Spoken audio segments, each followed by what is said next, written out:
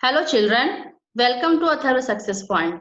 Children, आज हम लोग क्लास 6 के एनसीईआरटी के क्लास चैप्टर 2 करेंगे। चैप्टर 2 में एक स्टोरी है। ये स्टोरी किसी लेखिका की है और ये स्टोरी उन्होंने आप लोगों से शेयर की है। अपने बचपन की स्टोरी उन्होंने आप लोगों के साथ शेयर की है। इनकी स्टोरी क्या है, उस समय में क्या होता था, अभी क्या बदलाव हो गया है, ये सब बातें उन्होंने बताई है। तो उनके समय में क्या था और अभी क्या हो रहा है, ये सब चीजें हम लोग स्टोरी पढ़कर समझेंगे। नाउ चिल्ड्रन, चैप्टर का नाम है बचपन। ओके, बचपन। ये बचपन जो स्टोरी है इसमें ये लेखिका की है। लेखिका को देख पा रहे हैं ना, इन्हीं की स्टोरी है ये। मैं तुम्हें अपने बचपन की ओर ले जाऊंगी। मैं तुम्हें अपने बचपन की ओर ले जाऊंगी। मैं तुमसे कुछ इतनी बड़ी हूँ कि तुम्हारी दादी भी हो सकती हूँ, तुम्हारी नानी भी, बड़ी बुआ भी, बड़ी मौसी भी। परिवार में मुझे सभी लोग जीजी कहकर ही पुकारते हैं। हाँ, मैं इन दिनों कुछ बड़ा बड़ा यानी उम्र में सयाना महसूस करने लगी हूँ। शायद इसलिए कि पिछली शताब्दी में पैदा हुई हूँ। मतलब यहाँ पे लेखिका क्या बोलना चाहती हैं कि शायद मैं तुम्हें तुम्हारी दादी जैसी लगूं, नानी जैसी लगूं, या तुम्हारी बुआ जैसी लगूं, या मौसी जैसी। मतलब इनको अब फीलिंग हो रहा है कि मेरी उम्र बड़ी हो गई है, अब मैं इस उम्र के लोगों के साथ मेरी भी तुलना हो सकती है। अब ये सब बातें ये इसलिए बोल रही हैं आपके साथ क्योंकि उनको ऐसा लग रहा है, क्योंकि वो उनको ये ऐसा महसूस हो रहा है कि वो उनकी उम्र ज्यादा हो चुकी है और अब इन लोगों की उम्र के साथ दादी नानी बुआ मौसी के साथ इनकी भी तुलना हो सकती है। ठीक है, तो इनको लग रहा है कि मैं पिछली शताब्दी में पैदा हुई थी और अब ये शताब्दी दूसरी है, इसलिए अब उनको लग रहा है कि मैं बड़ी हो गई हूँ। ओके, और सचमुच ये उम्र में बड़ी भी है। मेरे पहनने ओढ़ने में भी काफी बदलाव आए हैं। यानी पहले कुछ और पहनती थी और अब वो कुछ और पहनती हैं। तो इसके बारे में भी इन्होंने बताया है स्टोरी में, जो आगे हम देखेंगे क्या इन्होंने चेंजेस किए हैं अपने कपड़ों में। मैं रंग बिरंगे कपड़े पहनती रही हूँ। नीला जामुन ग्रे सॉरी नीला जामुनी, ग्रे, काला, चॉकलेटी। अब मन कुछ ऐसा करता है कि सफेद पहनो। मतलब पहले ये नीला जामुनी ग्रे काला, मतलब डिफरेंट कलर्स के कपड़े वो पहनते थे, बचपन से ही पहनते हैं, आप भी पहनते होंगे। लेकिन अब इनकी उम्र इस स्टेज पे आ गई है कि उनको मन करता है कि सिर्फ सफेद कपड़े ही वो पहने जिससे उनको आराम मिले।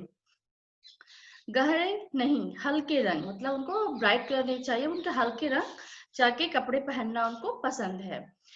मैंने पिछले दशकों में तरह तरह के पोशाकें पहनी हैं। यानी जो वो अपने पिछले दशकों यानी जो बचपन में अपने उन्होंने भी कई तरह की पोशाकें यानी कपड़े पहने हैं। ओके, हमें पहले फ्रॉक, फिर निकर वॉकर, स्कर्ट, लहंगे, गरारे, और अब चूड़ीदार, घेरदार कुर्ते। मतलब पहले उन्होंने क्या पहना, अब देखो समय के साथ उनके कपड़ों में कैसे बदलाव आया है। पहले उन्होंने फ्रॉक पहना, फिर निकर वॉकर, देन स्कर्ट, लहंगे, गरारे, और अब क्या पहनना पसंद कर रही हो, चूड़ीदार और घेरदार कुर्ते। किस तरह कपड़ों में बदलाव आते हैं, ये सभी के जीवन बदलाव आते हैं। लेखिका के जीवन में ये बदलाव नहीं आया है, ये बदलाव हमारे जीवन में भी आता है। बचपन में हमने कुछ और कपड़े पहने हैं, अब कुछ और पहन रहे हैं, कुछ उम्र के बाद हम कुछ और पहनेंगे। तो ये समय के साथ हमारी सोच बदलती है, हमारे शरीर के हिसाब से जो हमें कपड़ा आराम दे उस हिसाब से हम ढलते जाते हैं और वैसे कपड़े ही हम पहनना पसंद करते हैं। ओके, तो ये लेखिका की बात नहीं है, हमारे जीवन में भी ऐसा होता है। तो ये अपनी कहानी शेयर कर रही है। अगर इस कहानी को हम जोड़ेंगे अपने कहानी से या अपनी मम्मी दादी की कहानी से, तो ये कहानी भी हमें रियल लगेगी। ठीक है, ये उनकी रियल कहानी है, ये उन्होंने अपने लाइफ के बारे में रियल ही बताया है, कुछ इसमें उन्होंने बना कर नहीं बताया है। ठीक है, बचपन में के कुछ फ्रॉक तो मुझे अब तक याद हैं। यानी जो बचपन में जो उन्होंने फ्रॉक पहने हैं वो उनको आज तक याद है।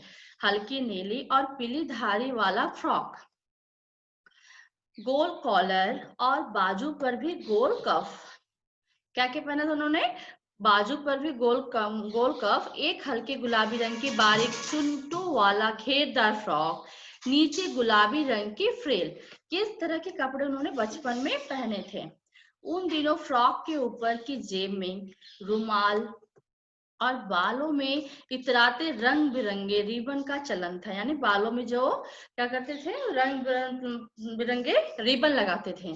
आप आज भी आप स्कूल जाते हो तो प्रॉपर जब रेडी होते हो तो आपके स्कूल में भी कोई कलर कोड दिया होगा कि नहीं, आपको इस दिन इस कलर के रिबन लगा के आने हैं चोटियों में, और दूसरे दिन एक वेडनेसडे को अलग दिया होता है। हर स्कूल में ये होता है। तो रिबन, तो उस समय इनको बहुत अच्छे, वो हमारे स्कूल में क्या है, ब्लैक, रेड, येलो या कुछ कोड दिए रहते कि इसी कलर के ही आपको लगाने आने हैं, पर ये रंग बिरंगे हर तरह के बालों में लगाना पसंद करती थी, उस समय लगाया जाता था। लेमन कलर का बड़े प्लेटों वाला गर्म फ्रॉक जिसके नीचे फर टंकी थी, फर टकी थी। दो दो ट्यूनिक भी याद है, एक चॉकलेट रंग का और अंदर की कोटी प्याजी, दूसरा ग्रे और उसके हाथ सफेद कोटी, उसके साथ सफेद कोटी। ये उनके बचपन के सारे ड्रेस है जो उनको याद आ रहे हैं और आपसे वो शेयर कर रही हैं। मुझे अपने मोजे और स्टॉकिंग भी याद है। बचपन में हमें अपने मोजे खुद धोने पड़ते थे, वह नौकर या नौकरानी को नहीं दिए जाते थे, इसकी सख्त मनाही थी। राइट है, हमें अपने अंडरगारमेंट्स और सॉक्स ये सब खुद ही धुलना चाहिए, ठीक है। किसी को शेयर देने, जब तक आप उस स्टेज पर ना पहुंच जाओ, छोटे हो तो नहीं धो सकते हो, पर जब आप सक्षम हो, धो सकते हो तो धोना चाहिए अंडरगारमेंट्स और कपड़े। तो उस समय इनको भी, ये भी, इनके सारे कपड़े नौकर धोते थे, पर इनके सॉक्स सब कौन धोता था, ये खुद ही धोते थे, नौकर और नौकरानी इनके नहीं धोते थे।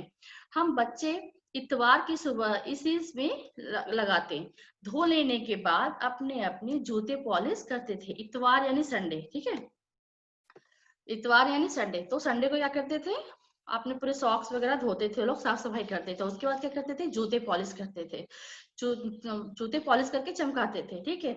ये सब काम वो संडे को करते थे। जब जूते कपड़े या ब्रश से रगड़ते तो पॉलिश की चमक उभरने लगती। सर्वर, मुझे आज भी बूट पॉलिश करना अच्छा लगता है, यानी लेखिका को आज भी बूट पॉलिश करना बहुत पसंद है, ठीक है। बच्चे बहुत मजे से बूट पॉलिश करते हैं, तो इनको भी उस समय बचपन में तो इनको पसंद था ही, लेकिन आज भी इनको बूट पॉलिश करना पसंद है। हालांकि अब नई नई किस्म की आ चुके हैं, ना, सही बात है। आजकल वॉशेबल शूज आ चुके हैं कि आप उसको यूज करो और धो लो, पॉलिश करने की जरूरत नहीं पड़ती है। कहना होगा कि ये पहले से कहीं ज्यादा आरामदेह हैं। हमें जब नए जूते मिलते, उसके साथ ही छालों का इलाज शुरू हो जाता है। अभी क्या होता है, नए जूते जब हम पहनते हैं तो पैरों में छाले पड़ जाते हैं ना, तो लेखिका भी यहाँ यही कहना चाहती हैं कि जब हमें नए जूते मिलते थे तो उसके साथ जो छाले, अगर आप नए जूते पहनकर चलते हो तो क्या होता है, पैरों में छाले पड़ जाते हैं।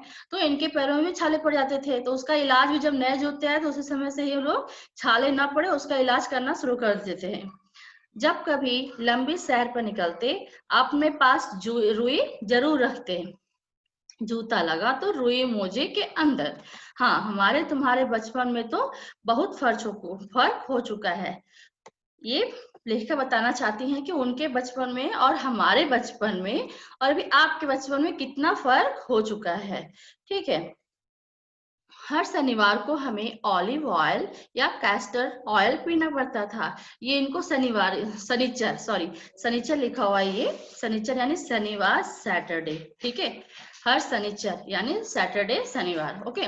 तो उनको क्या पीना पड़ता था, ऑलिव ऑयल या कैस्टर ऑयल, ये ऑयल होता है, ठीक है। यह एक मुश्किल काम था, मतलब मुश्किल काम था, यानी उनको वो पीना पसंद नहीं था। शनिचर को सुबह से ही नाक में इसके गंध आने लगती थी। छोटे शीशे के गिलास जिन पर ठीक खुराक के लिए निशान पड़े रहते, उन्हें देखते ही मितली होने लगती थी, यानी जैसे होते हैं मेजर वाले ग्लास, ml, इतने ml, 10 ml, 5 ml ऐसे करके ग्लास में निशान लगाया होता है कांच के ग्लास में। ठीक है, तो उस ग्लास को देखते ही, शीशे गिलास यानी कांच गिलास जो होता है, ठीक है, उसको देखते ही उनको मितली आने लगती थी, उल्टी जैसा लगने लगता था, मतलब उनको पसंद नहीं था।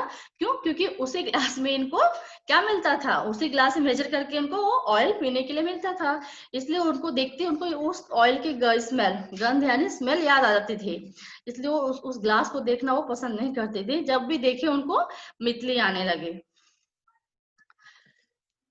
मुझे आज भी लगता है कि अगर हम न पीते वह शनिवारी दवा तो कुछ ज्यादा बिगड़ने वाला नहीं था, सेहत ठीक ही रहती।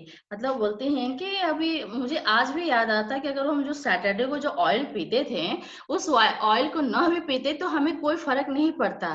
ठीक है, बट वो एक होता है ना, पेरेंट्स ध्यान देते हैं, जिनके पेरेंट्स भी ध्यान दिया कि हमारे बच्चे बीमार न पड़े, इसलिए वो ऑयल वगैरह पिलाते थे इनको। तुम्हें बताऊंगी कि हमारे समय और तुम्हारे समय में कितनी दूरी हो चुकी है। अब यहाँ से बताएंगे कि उनके समय में और हमारे समय में कि तुम्हारे समय में कितना डिफरेंट हो चुका है, ये अब यहाँ पे लेखिका बता रही हैं। यहाँ तक कि बचपन की दिलचस्पियां भी बदल गई हैं। सही है, मतलब जो चॉइसेस होती है ना हमारी, पसंद नापसंद, दिलचस्पियां यानी चॉइसेस, जो हमारी पसंद है हमें ये नहीं पसंद है, ये भी अब बदल गई हैं। जो बचपन में नहीं पसंद थी अब वो पसंद आती है, जो पसंद था वो नापसंद हो गया है। ठीक है, याद रहे उन दिनों कुछ घरों में ग्रामोफोन थे, रेडियो और टेलीविजन नहीं थे। ये सब बातें ध्यान रखिएगा आप लोग, क्योंकि आपके एक्सरसाइजेस भी दिए हुए हैं सारे, तो इससे पता चला आप यहाँ से अपना जो एक्सरसाइज है, क्वेश्चन पेपर है, सॉल्व कर सकते हो। ठीक है, याद रहे उन दिनों कुछ घरों में ग्रामोफोन थे, रेडियो और टेलीविजन नहीं थे। यानी रेडियो और टेलीविजन अब है, पहले क्या था, ग्रामोफोन था, उससे भी हम गाना ही सुनते थे, पर उसमें ग्रामोफोन था। अब क्या आ गया है, रेडियो और टेलीविजन। ठीक है, हमारे बचपन की कुल्फी आइसक्रीम हो गई है। यानी जो पहले लेखिका थी वो क्या खाती थी, कुल्फी, अब वो किस में तब्दील हो गया है, किस में बदल गया है, आइसक्रीम में, उसको हम आइसक्रीम बोलते हैं। ओके, कचौड़ी समोसा पैटीज में बदल गया है। यानी जो पहले कचौड़ी समोसा लेखिका खाती थी उसका क्या रूप बन गया है, अब पैटीज, पैटीज खाते हैं हम लोग। सहतूत और फालसे और खसखस के शरबत को पेप्सी में, यानी सहतूत और फालसे और खसखस के शरबत किस में बदल गए हैं, पेप्सी और कोक में बदल गए हैं। ओके, उन दिनों कोक नहीं, लेमनेड विमटो मिलती थी। पहले उसमें क्या नहीं मिलता था, कोक नहीं मिलता था, क्या मिलता था, लेमनेड और विमटो। ये सब लाइनें ध्यान रखना, इंपॉर्टेंट लाइनें हैं जो आपके एक्सरसाइजेस में काम आती हैं। इन्हीं सबसे क्वेश्चंस बन जाते हैं। ठीक है, इन्हीं सबसे एग्जाम में क्वेश्चंस बन जाते हैं जिसको हम इग्नोर कर देते हैं। तो ये सब लाइनें हमें ध्यान रखना चाहिए, एक बार या दो बार चैप्टर को तो रीड करना ही चाहिए, क्योंकि जो एक्सरसाइजेस में दिया था ना अभ्यास कार्य पीछे, चैप्टर के पीछे, उससे क्वेश्चंस कम आते हैं, ये चैप्टर के बीच से क्वेश्चंस दिए जाते हैं। तो जब आप रीड करते हो तो इस सबको डायराइडर जो लाइनें हैं ना, इसको अंडरलाइन किया करो। ठीक है, कि क्या क्या बदलाव आया, क्या किया, क्या पहले क्या था, क्या जैसे यहाँ कचौड़ी समोसा अब पैटीज में बदल गया है, तो इस टाइप के क्वेश्चंस आते हैं। तो चैप्टर ध्यान से रीड करना बहुत जरूरी है, और चैप्टर तो रीड करना ही चाहिए, तभी आप एग्जाम में अच्छे से परफॉर्म कर पाओगे।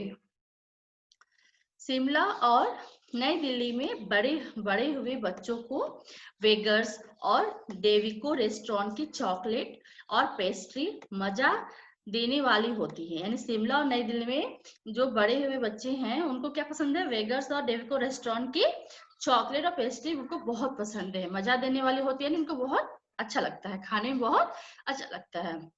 हम भाई बहनों की ड्यूटी लगती शिमला मॉल से ब्राउन ब्रेड लाने की। अब इनके जो भाई बहन थे और ये थी ना, इन लोग की ड्यूटी लगती थी कब, शिमला मॉल था वहां से ब्राउन ब्रेड लाने के लिए।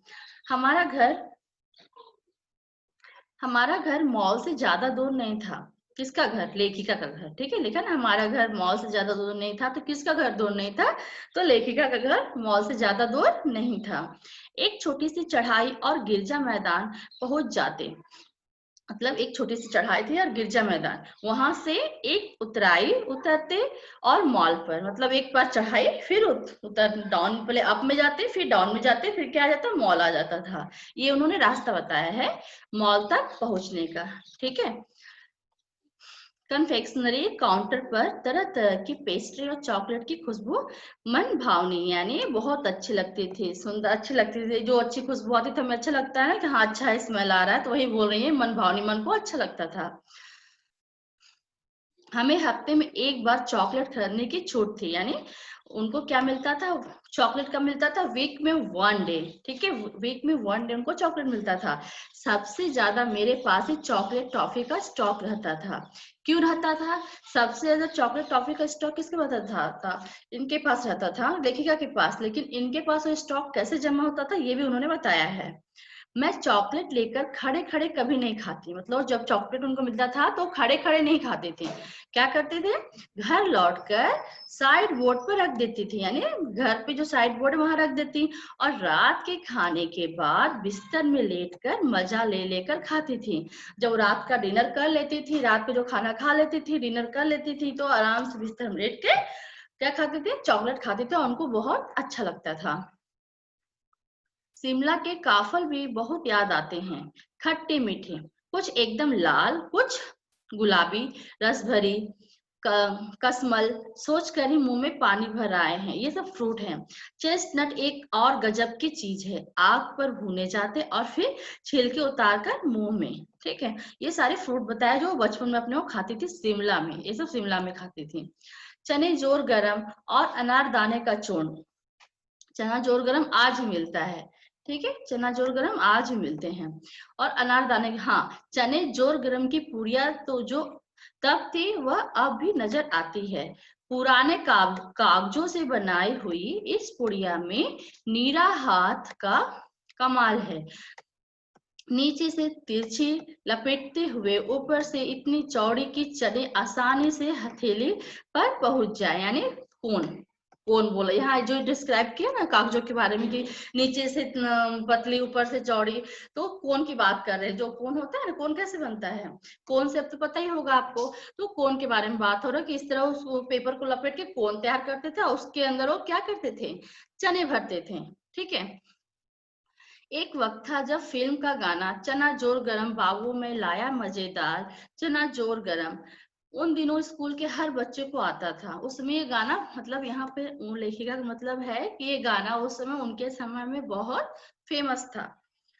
कुछ बच्चे पुड़िया पर तेज मसाला घुड़कवाते, यानी पुड़िया, यानी जो उनको कोन बनाकर उसके अंदर जो चना भरते, उसके बाद क्या करते थे? और मसाले, तेज मसाला, यानी और भी मसाले डलवा, वो कम मसाले पसंद नहीं था, और भी मसाले डलवाते थे उस पे। पूरा गिरजा मैदान घूमने तक यह पुड़िया चलती। जो गिरजा मैदान था, मतलब उसको इस तरह खाते थे कि पूरा वो पुड़िया को खत्म करते करते पूरा गिरजा मैदान को घूम लेते थे। एक एक चना पापड़ी मुंह में डालने और कदम उठाने में एक खासी लय और रफ्तार थी। मतलब बता रही किस तरह वो खाती थी चना को। ठीक है। छुटपुट छुटपन में हमने शिमला रिज पर बहुत मजे किए हैं, घोड़ों की सवारी की है। शिमला के हर बच्चे को कभी ना कभी यह मौका मिल ही जाता है। यहाँ पे उन्होंने बोला है कि उन्होंने बचपन में क्या किया है? छुटपन में हमने शिमला रिज पर बहुत मजे किए हैं। शिमला रिज एक स्पेस है, प्लेस है, वहां पे इन्होंने बहुत मजे किए हैं और घोड़ों की सवारी की है। और शिमला के हर बच्चे को, जितने भी बच्चे शिमला में है, सबको वहां पे घोड़े पे बैठने का चांस तो मिल ही जाता है। हम जाने क्यों घोड़ों को कुछ कमतर करके समझते हैं, कमतर कुछ कम समझते हैं, उन पर हंसते हैं, कम आंकते हैं। ठीक है। ननिहाल के घोड़े खूब हिस्ट पुस्ट और खूबसूरत, उनके बाद फिर कभी, मतलब ये बता रही हैं कि इनके ननिहाल में जो घोड़े थे कैसे थे? हिस्ट पुस्ट थे और खूबसूरत थे, लेकिन उसके बाद वो बाद में करेंगे, अभी नहीं बताएंगे उसके बारे में। शाम को रंग बिरंगे गुब्बारे, सामने जाखू का पहाड़, ऊंचा चर्च, चर्च यानी क्या होता है? जहाँ पे क्रिश्चियन जाते हैं। ठीक है, चर्च, चर्च की घंटियां बजती तो दूर दूर तक उनकी गूंज फैल जाती। लगता इसके संगीत से प्रभु यीशु स्वयं कुछ कर रहे हैं।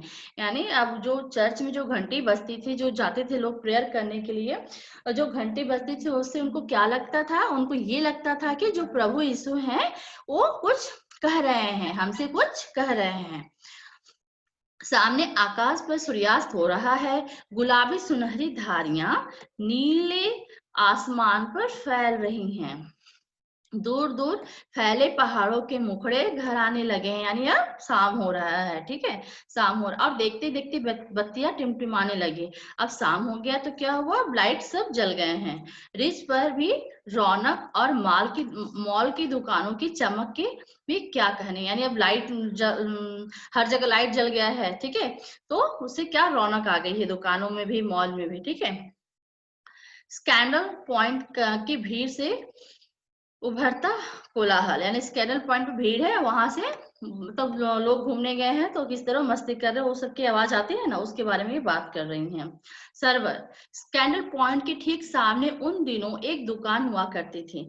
जो स्कैंडल पॉइंट था उसके सामने एक दुकान हुआ करती थी, जिसके शोरूम में शिमला कालका ट्रेन का मॉडल बना हुआ था। ठीक है, शिमला कालका ट्रेन एक ट्रेन का नाम है, उसका मॉडल बना हुआ था। इसकी पटरियां उस पर खड़ी छोटे छोटे डिब्बों वाली ट्रेन है, यानी इसकी पटरियां और उस पर खड़ी छोटे छोटे डिब्बों वाली ट्रेन है, मतलब उसका मॉडल बना हुआ था, एक जैसे टॉय टाइप ही था वो। ठीक है, एक और लाल टीन की छत वाला स्टेशन और सामने सिग्नल देता खंभा, थोड़ी थोड़ी दूर पर बनी सुरंगें, ये सारे वहां मॉडल बना हुआ था उस चीजों का। ठीक है, पिछली सदी में तेज रफ्तार वाली गाड़ी वही थी, मतलब पिछली सदी में लेखिया के समय में जो ट्रेन थी वही तेज रफ्तार वाली गाड़ी थी। उसमें ज्यादा घोड़ा गाड़ी, तांगा, साइकिल, इस सब चीजों का इस्तेमाल होता था। तो उस समय ये तेज रफ्तार वाली गाड़ी कौन थी, सॉरी, उस समय तेज रफ्तार वाली गाड़ी कौन सी थी, ट्रेन ही थी। ठीक है, रेलगाड़ी। कभी कभी हवाई जहाज भी देखने को मिलते थे, कभी कभी, है ना। हाँ, आज तो रोज देखने को मिलते हैं हमें, पर उस समय लेखिया के समय में कभी कभी उनको हवाई जहाज देखने को, एरोप्लेन देखने को मिलते थे। दिल्ली में जब भी उनकी आवाज आती, बच्चे उन्हें देखने बाहर दौड़ते। दिखता एक भारी भरकम पक्षी उड़ा जा रहा है, यानी जब भी दिल्ली में एरोप्लेन की आवाज आती तो क्या होता, बच्चे दौड़कर बाहर आ जाते और उसको देखते और क्या बोलते, एक भारी भरकम पक्षी उड़ा जा रहा है। उस एरोप्लेन को बोलते पंख फैलाकर यह देखो, और वह गायब, यानी वो उड़ते हुए वहां से निकल गया और इनको लगता है कि वो भारी भरकम पक्षी है और पंख फैलाकर उड़ते हुए जा रहा है। ठीक है, उसकी स्पीड ही इतनी तेज लगती, यानी उनको तुरंत उनके आंखों से वो ओझल हो जाता था। हाँ, गाड़ी के मॉडल वाली दुकान के साथ एक और ऐसी दुकान थी जो मुझे कभी नहीं भूलती है। यह वह दुकान थी जहां मेरा पहला चश्मा बना था। वहां आंखों के डॉक्टर अंग्रेज थे, यानी ये वह दुकान थी जहां लेखिका ने चश्मे लिए थे। ठीक है, वहां से उनका चश्मा बना था और जो डॉक्टर थे अंग्रेज थे। शुरू शुरू में चश्मा लगाना बड़ा अटपटा लगा। छोटे बड़े चेहरे की ओर देखते छोटे बड़े मेरे चेहरे की ओर देखते और कहते, आंखों में कुछ तकलीफ है क्या, मतलब जो शुरू शुरू में चश्मा लगाया तो उनको बहुत अटपटा लगा। और जो छोटे बड़े थे वो पूछते थे उनसे कि क्यों, तुम्हारे आंखों में कोई प्रॉब्लम है क्या, जो तुमने चश्मा लगाया है। इस उम्र में ऐनक, ऐनक है चश्मा, दूध पिया करो, ये सब सजेशन सलाह दे रहे हैं लोग, उसको देख रहे हैं, पूछ रहे हैं और उसको सलाह दे रहे हैं कि दूध पिया करो। मैं डॉक्टर साहिब का कहा दोहरा देती, कुछ देर पहनोगी तो ऐनक उतर जाएगी, मतलब डॉक्टर साहब को दोहरा देती, यानी जो डॉक्टर ने उसको बोला था ना कि आप कुछ दिन ये चश्मा पहनोगे तो आपका फिर आंखें ठीक हो जाएगी और चश्मा हट जाएगी, तो ये बात वो उनसे बोलती थी जब लोग उनसे क्वेश्चन करते थे, प्रश्न पूछते थे कि तुम चश्मा क्यों लगा रही हो। वैसे डॉक्टर साहिब ने पूरा आश्वासन दिया था, लेकिन चश्मा तो अब नहीं उतरा, मतलब अब तक नहीं उतरा। नहीं, उन्होंने आश्वासन तो दिया था कि कुछ दिन लगाओगे तो चश्मा हट जाएगा आपका, लेकिन चश्मा नहीं होता। उनका चश्मा आज तक नहीं हटा, बस नंबर बस कम ही होता रहा, यानी उनके आंखों का नंबर जो कम होता रहा। मैं अपने आप इसकी जिम्मेदार हूँ, मतलब जो आंखें उनकी खराब हुई हैं उसके लिए वो अपने आप को जिम्मेदार मान रही हैं। जब आप दिन की रोशनी को छोड़कर रात में टेबल लैंप के सामने काम करोगे तो इसके अलावा और क्या हो गया, यानी वो जब दिन की रोशनी थी तो उस समय अपना पढ़ाई नहीं करती थी, रात के समय लैंप के सामने बैठ के पूरा अपना काम क्या करती थी, हाँ, जब पहली बार मैंने चश्मा लगाया तो मेरे एक चचेरे भाई ने मुझे छेड़ा, देखो देखो कैसी लग रही है। यानी उनका कजिन जो ब्रदर था उनको छेड़ रहा था कि देखो कैसी लग रही है चश्मा लगाकर। आंख पर चश्मा लगाया ताकि सूझे दूर की, यह नहीं लड़की को मालूम सूरत बनी लंगूर की। अब ये कौन बोल रहा है? ये इनके चचेरे भाई बोल रहे हैं, इनको छेड़ रहे हैं इन लाइनों से, ठीक है, इन लाइनों से इनको छेड़ रहे हैं बोलकर। मैं खींची कि मुझ पर यह क्यों दोहराया जा रहा है, पर शेर बुरा न लगा। यानी उनको गुस्सा आया, खीजी यानी गुस्सा है कि ये मुझे क्यों बोला जा रहा है, पर जो उनके भाई ने जो शेर बोला वो उनको बहुत अच्छा लगा।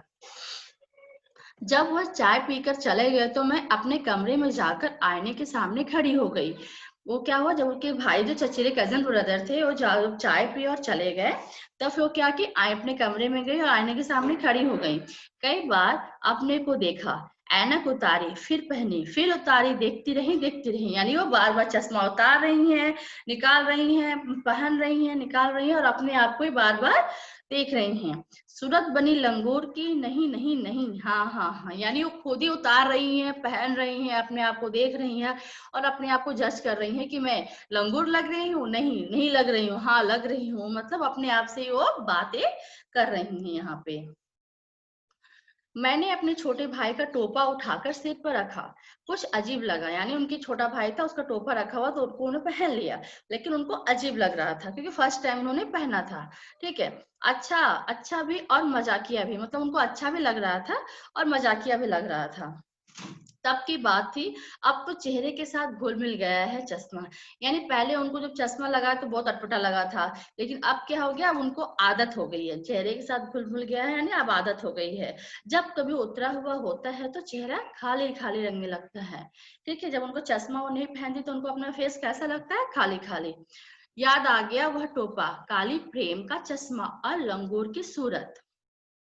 हाँ, इन दिनों शिमला में मैं सिर पर टोपी लगाना पसंद करती हूँ। यानी वो आजकल शिमला में क्या पसंद करती हैं, टोपी लगाना पसंद करती हैं। मैंने कई रंगों की जमा कर ली, यानी डिफरेंट कलर की टोपियां जो है अपने पास रख ली हैं खरीद कर।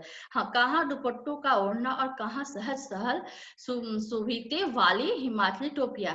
देखो यह लाइन ध्यान दो, कहाँ दुपट्टों का ओढ़ना यानी दुपट्टे पहले ओढ़ती थी, और कहाँ सहज सहल और सुभीते वाली मतलब आरामदायक टोपियां, वो अब हिमाचली टोपियां हैं जो उनको अब अच्छा लगता है। अब पहले दुपट्टा ओढ़ती थी, लेकिन अब उनको दुपट्टे की जगह पे वो टोपियां लगाना बहुत पसंद था।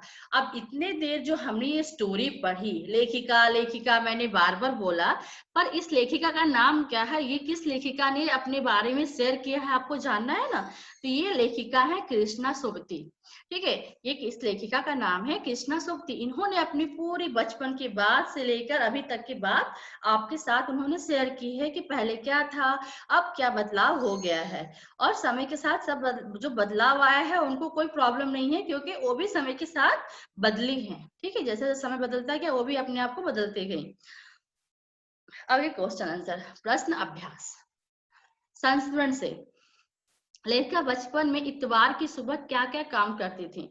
इतवार, इतवार क्या होता है बताओ। इतवार यानी संडे, रविवार। बच्चे यही कंफ्यूज होते कि इतवार क्या होता है। इतवार यानी संडे होता है, ठीक है, संडे रविवार। तो उस दिनों क्या क्या करती थी, जूते पॉलिश करती थी, अपने सॉक्स धोती थी, ये सब काम वो करती थी। तुम्हें बताऊंगी कि हमारे समय और तुम्हारे समय में कितनी दूरी हो चुकी है। इस बात के लिए लेखिका क्या क्या उदाहरण देती हैं। तो मैंने बताया था ना कि इन लाइनों को ध्यान दो, अंडरलाइन करना सीखो, रीडिंग करो, वहीं पे यही क्वेश्चंस थे। क्या हुआ था उस समय, कुल्फी क्या बन चुकी है, आइसक्रीम बन चुकी है, और ग्रामोफोन की जगह अब क्या आ गया है, रेडियो टेलीविजन आ गया है। इस तरह पहले से इन चीजों का बदलाव अब हो चुका है, ठीक है। ग्रामोफोन की जगह रेडियो टेलीविजन आ गया है, और कुल्फी पिगी की जगह आइसक्रीम आ गए हैं, और सतुर और फल से और खसखस के शरबत की जगह क्या आ गया है, कोक और पेप्सी आ गया है। तो ये सब बदलाव अब आ गए हैं। पाठ से पता करके लिखो कि लेखिका को चश्मे क्यों लगाना पड़ा। चश्मा लगाने पर उनके चचेरे भाई ने उन्हें क्या कर चिढ़ाते थे। तो वो चश्मा क्यों लगा, क्योंकि वो दिन के उजाले में काम नहीं करती थी, लेकिन रात में टेबल लैंप के सामने बैठकर काम करती थी, जिसकी वजह से उनको प्रॉब्लम हुई, उनकी नजर कमजोर हो गई और उनको चश्मा लगा, ठीक है, जिसकी वजह से उनको चश्मा लग गया। फिर उन्होंने चश्मा लगा, और उनके भाई उनको क्या कहकर बुलाते थे, उनके भाई उनको क्या बुलाते थे? लंगूर। ठीक है, लिखा है क्वेश्चन। चश्मा लगाने पर उनके चचेरे भाई उन्हें क्या कहकर चिढ़ाते थे? तो लंगूर कहकर चिढ़ाते थे। ये लाइन भी पूरा अंडरलाइन करवाया था मैंने। लेखिका अपने बचपन में कौन कौन सी चीजें मजा ले लेकर खाती थी, उनमें से प्रमुख फलों के नाम लिखो। तो लेखिका बचपन में चॉकलेट बड़े मजे से खाती थी। बिस्तर में खाना खाने के बाद, डिनर करने के बाद वो अपने बिस्तर पे बैठ कर लेट कर आराम से चॉकलेट खाती थी। उसके बाद क्या खाती थी? बिस्तर पे लेट के खाती थी। उसके बाद कुल्फी, सहतूत, फालसे, शरबत, चॉकलेट, पेस्ट्री और फल मजे से लेकर वो पेस्ट्री ये सब क्या खाती मजे से खाती थी अपने बचपन में। ठीक है, चेस्टनट ये भी वो बहुत मजे से पसंद करती थी खाना। इस चेस्टनट के बारे में भी स्पेशली उन्होंने बोला है, ये सब फ्रूट अपने बचपन में खाती। जितने फ्रूट के नाम दिए वो सारे उनको पसंद थे अपने बचपन की। Okay, next question. लेखिका के बचपन में हवाई जहाज की आवाजें, घुड़सवारी, ग्रामोफोन और शोरूम में शिमला का कालका ट्रेन का मॉडल ही आश्चर्यजनक आधुनिक चीजें थी। आज क्या क्या आश्चर्यजनक आधुनिक चीजें तुम्हें आकर्षित करती, उनके नाम लिखो। यानी ये सब चीजें उस समय आवाज आती थी, उनको अजीब लगती थी। अब क्या क्या चीजें बदल गया, तो आज क्या क्या चीजें बदल गई हैं? कंप्यूटर आ गया है, टेलीविजन आ गया है, robot, metro train, motor bike और बहुत चीजें, इंटरनेट है। ये सब चीजें अभी आ गई हैं जो हमें आकर्षित करती हैं, आश्चर्यजनक भी हैं और आकर्षित करती हैं। रिपीट कर रही हूं मैं, क्या क्या? कंप्यूटर आ गया है, टेलीविजन है, internet, mobile, motor bike, metro train, ये सब चीजें जो आ गई जो हमें आकर्षित करती हैं और हमारे लिए आश्चर्यजनक है। अपने बचपन की कोई मनमोहक घटना याद करके विस्तार से लिखो। ये आप खुद करो कि आपको कौन सी घटना मनमोहक लगी और वो याद आती है आपको। ओके, नेक्स्ट है क्रिया। ये क्रिया है और विशेषण है, भाववाचक संज्ञा। ये मैं आपको अलग से एक वीडियो बनाकर आपको शेयर करूंगी, क्रिया के बारे में बताऊंगी, क्रिया से भाववाचक कैसे बना है, विशेषण, इस सब के बारे में मैं आपको अलग से वीडियो बनाकर डालूंगी थर्ड सक्सेस पॉइंट पे, तो आप वहां से एक बार देख लेना। अच्छा, now we have finish this chapter. हमने ये चैप्टर फिनिश कर लिया। आपको ये चैप्टर कैसा लगा? चैप्टर कैसा लगा? एक बार आप चैप्टर को दोबारा रीड करो, जो लाइन इंपॉर्टेंट है उसको अंडरलाइन करना सीखो, क्योंकि क्वेश्चंस वहीं से बनते हैं। जो एक्सरसाइज जो पीछे दिया हुआ है ना, प्रश्न अभ्यास, उससे क्वेश्चंस कम बनते हैं एग्जाम में। चैप्टर के रीड करोगे तो आप आराम से आप एग्जाम अच्छे से दे सकोगे। तो चैप्टर रीड करने की आदत डालो। Thank you for watching. Thank you.